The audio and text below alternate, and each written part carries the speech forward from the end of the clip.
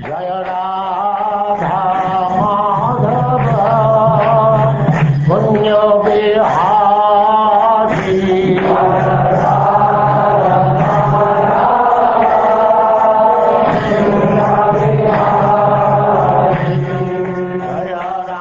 And now Chapter 20. Lord Vishnu's appearance in the sacrificial arena of Maharaja Pritu.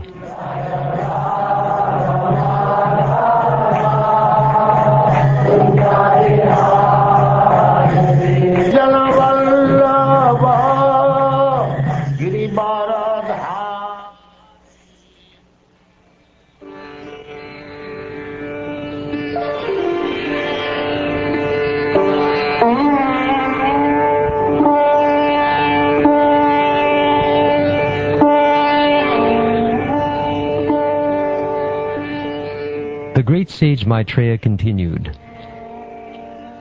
"My dear Vidura, being very much satisfied by the performance of 99 horse sacrifices, the Supreme Personality of Godhead, Lord Vishnu, appeared on the scene.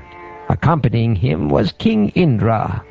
Lord Vishnu then began to speak. My dear King Prithu, Indra, the King of Heaven, has disturbed your execution of 100 sacrifices. Now he has come with me to be forgiven by you. Therefore excuse him. O King, one who is advanced in intelligence and eager to perform welfare activities for others is considered best amongst human beings. An advanced human being is never malicious to others. Those with advanced intelligence are always conscious that this material body is different from the soul. If a personality like you, who are so much advanced because of executing the instructions of the previous acharyas, is carried away by the influence of my material energy, then all your advancement may be considered simply a waste of time.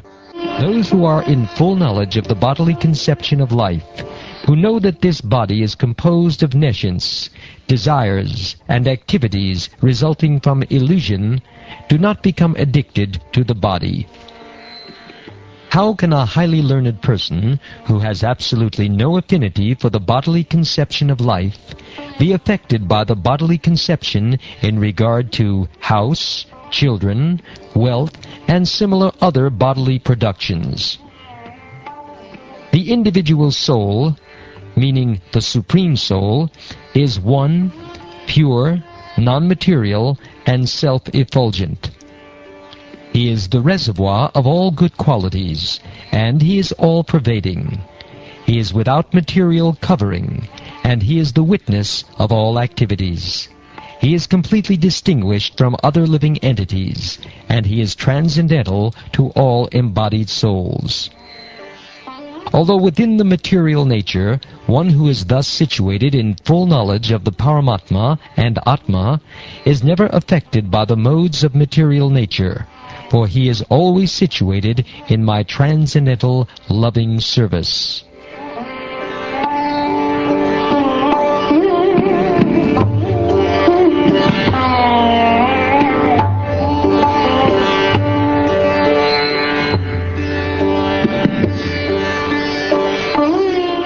My dear King Prithu, when one situated in his occupational duty engages in my loving service without motive for material gain, he gradually becomes very satisfied within.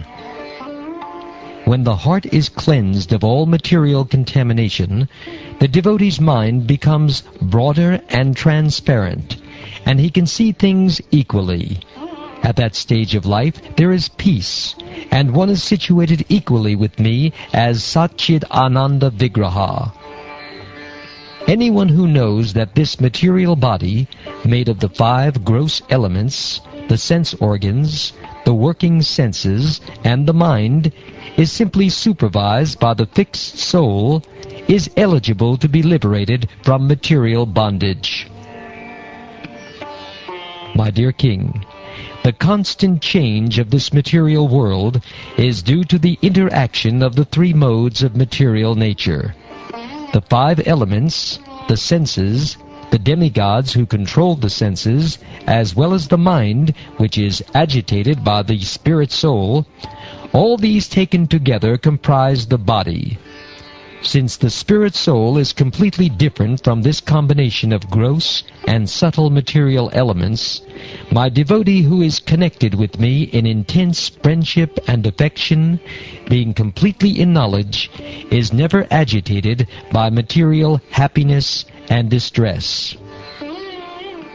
My dear heroic king, please keep yourself always equipoised and treat people equally, whether they are greater than you, in the intermediate stage, or lower than you. Do not be disturbed by temporary distress or happiness. Fully control your mind and senses. In this transcendental position, try to execute your duty as king in whatever condition of life you may be posted by my arrangement. For your only duty here is to give protection to the citizens of your kingdom. To give protection to the general mass of people who are citizens of the state is the prescribed occupational duty for a king. By acting in that way, the king, in his next life, shares 1/6 of the result of the pious activities of the citizens. But a king or executive head of state who simply collects taxes from the citizens but does not give them proper protection as human beings has the results of his own pious activities taken away by the citizens, and in exchange for his not giving protection, he becomes liable to punishment for the impious activities of his subjects. My dear King Prithu, if you continue to protect the citizens according to the instructions of the learned Brahmin authorities as they are received by the disciplic succession, by hearing, from master to disciple, and if you follow the religious principles laid down by them without attachment to ideas manufactured by mental concoction, then every one of your citizens will be happy and will love you, and very soon you will be able to see such already liberated personalities as the 4 Kumaras, Sanaka, Sanatan, Sanandan, and Sanat Kumara. My dear King, I am very captivated by your elevated qualities and excellent behavior, and thus I am very favorably inclined toward you. You may therefore ask from me any benediction you like. One who does not possess elevated qualities and behavior cannot possibly achieve my favor simply by performance of sacrifices, severe austerities, or mystic yoga. But I always remain equipoised in the heart of one who is also equipoised in all circumstances.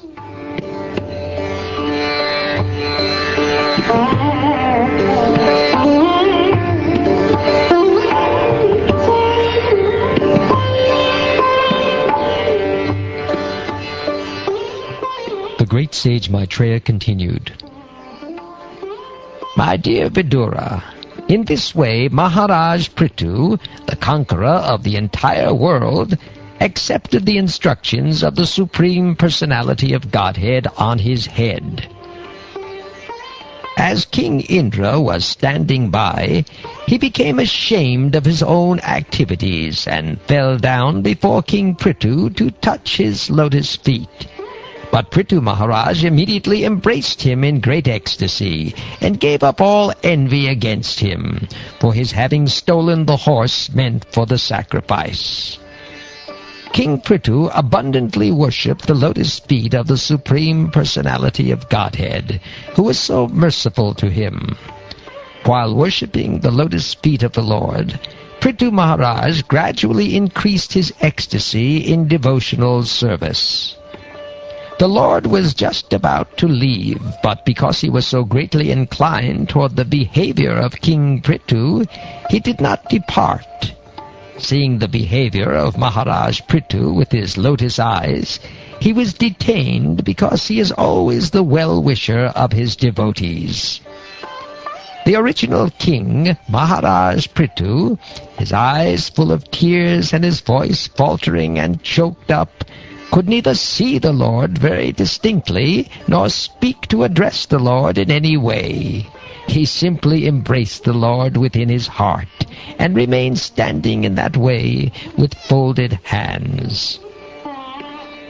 The Supreme Personality of Godhead stood with his lotus feet almost touching the ground, while he rested the front of his hand on the raised shoulder of Garuda, the enemy of the snakes. Maharaja Pritu, wiping the tears from his eyes, tried to look upon the Lord, but it appeared that the king was not fully satisfied by looking at him. Thus the king offered the following prayers.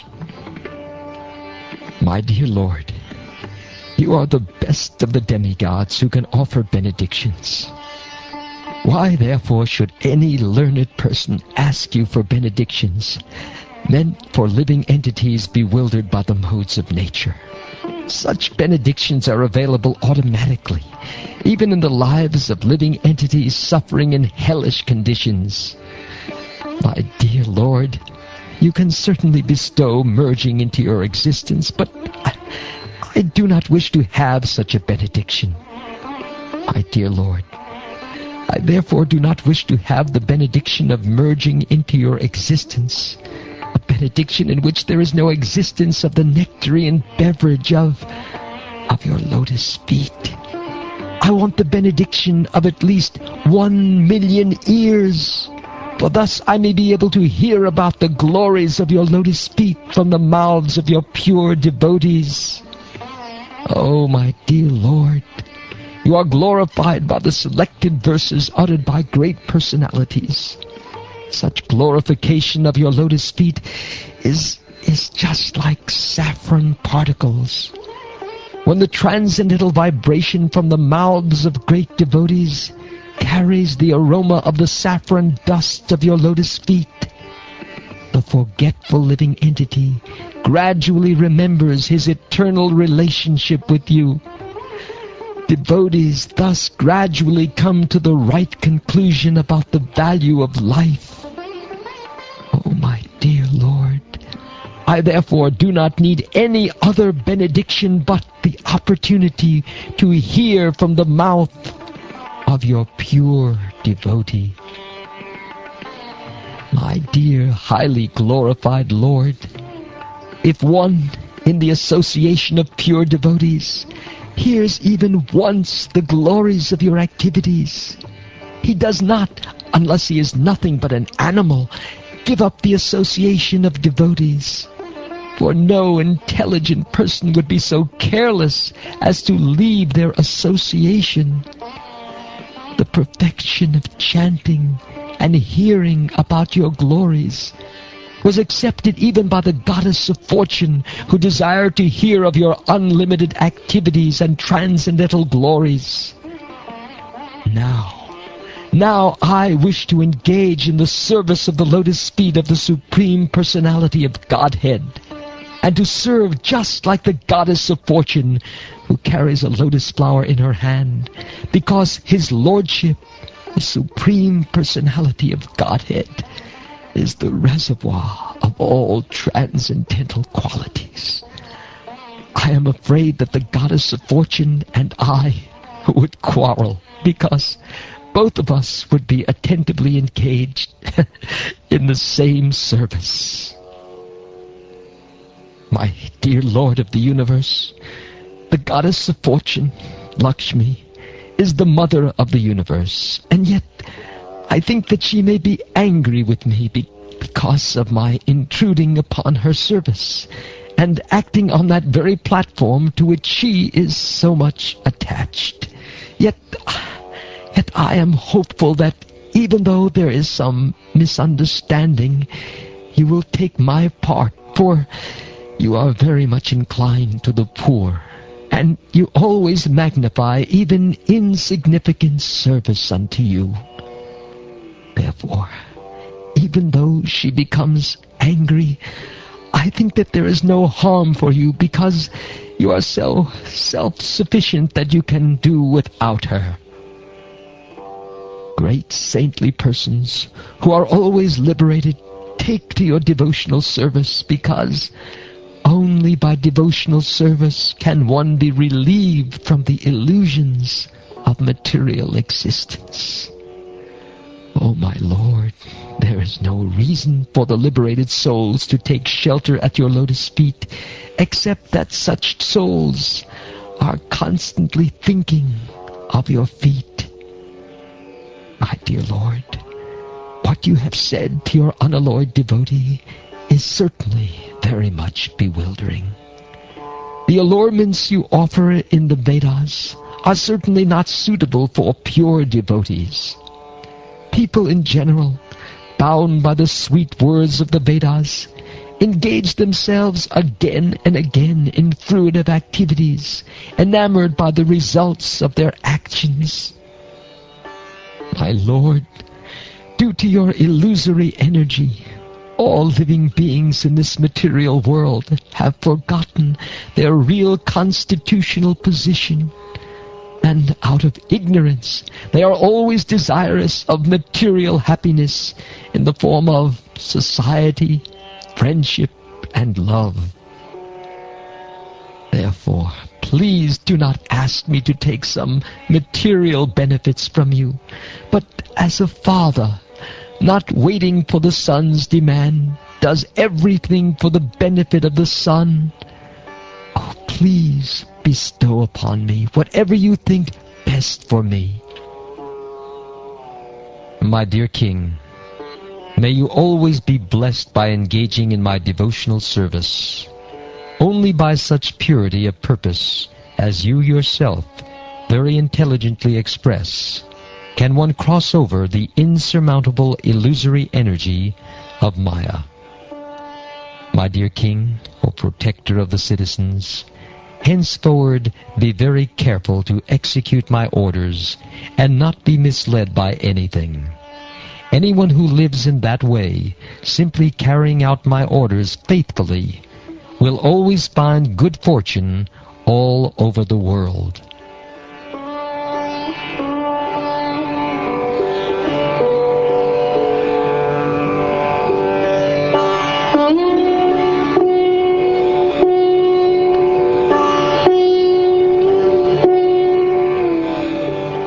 The Supreme Personality of Godhead amply appreciated the meaningful prayers of Maharaja Pritu. Thus, after being properly worshipped by the king, the Lord blessed him and decided to depart.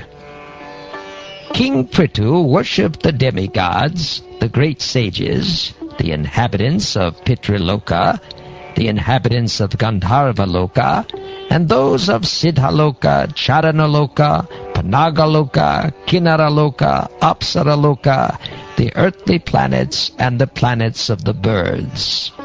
He also worshipped many other living entities who presented themselves in the sacrificial arena. With folded hands, he worshipped all these, as well as the Supreme Personality of Godhead and the personal associates of the Lord, by offering sweet words and as much wealth as possible. After this function, they all went back to their respective abodes, following in the footsteps of Lord Vishnu. The infallible Supreme Personality of Godhead, having captivated the minds of the king and the priests who were present, returned to his abode in the spiritual sky. King Prithu then offered his respectful obeisances unto the Supreme Personality of Godhead, who is the Supreme Lord of all demigods. Although not an object of material vision, the Lord revealed himself to the sight of Maharaja Pritu. After offering obeisances to the Lord, the king returned to his home.